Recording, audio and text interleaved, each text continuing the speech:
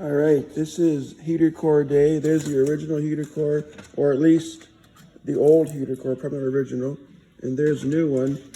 There's nothing online that I could find that was any help with how to do this on a 72 Cadillac. They're very similar to the early 70s Cadillacs, not just 72, 71, and so far it's probably the same.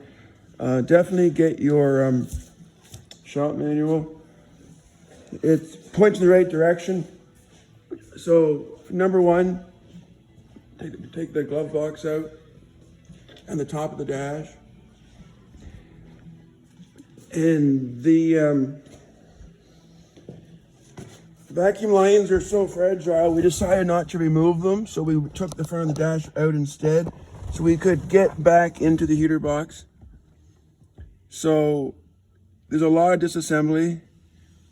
We loosened all the ducting, took out the main duct here that feeds these front vents, and the diverter valve and all this stuff we got rid of. Now we're going to clean this out, install the new heater core, and as they always say, assembly is reverse of removal. So I'm going to do this now when it's still fresh in our minds. So remember, you take the cover off the dash first, and then the glove box, and then in our case, we took this off to access the heater box, which is 4 bolts that go into the firewall, which pulls out, and then there's another 4 bolts holding it into this. So we'll show you that in a few minutes. All right, hold tight. No worries. All right, so the heater core is now installed and screwed in. Now we're going to lift it up and put it in towards the firewall, and you can see the studs. There's one stud right there, and there's 2 in the bottom and 2 in the top, and we'll just keep putting it back together. All right, thanks. All right, I'm trying to get as accurate as I can. So heater box with heater core installed is already back on the firewall. We are now reinstalling all the duct work that goes to the heater box, and these ducts reattach to this T, and then they come to the front. So we are just, again, putting things back the way we took them off. So keep watching. All right, so the car is back together except for the dash pad and the glove box, which I'm going to put in later. But I wanted to show everybody everything's back where it's supposed to be. Glove box will go back in. That's just the door. Vents all reconnected. Duct work.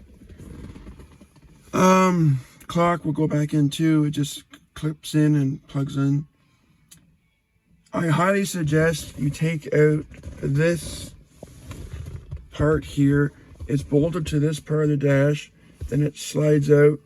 I undo that side too. It makes it a lot easier to access the heater core without having to take off all the bolting cables, all the vacuum lines. I can pull it out of the firewall, pull out the old heater core, put the new one in, and put it all back together again. So it's definitely a 2-person job. Having a helper made it 100 times faster and easier, because 2 sets of eyes, 2 sets of hands really helps, because it's a real dog's breakfast when it gets all apart.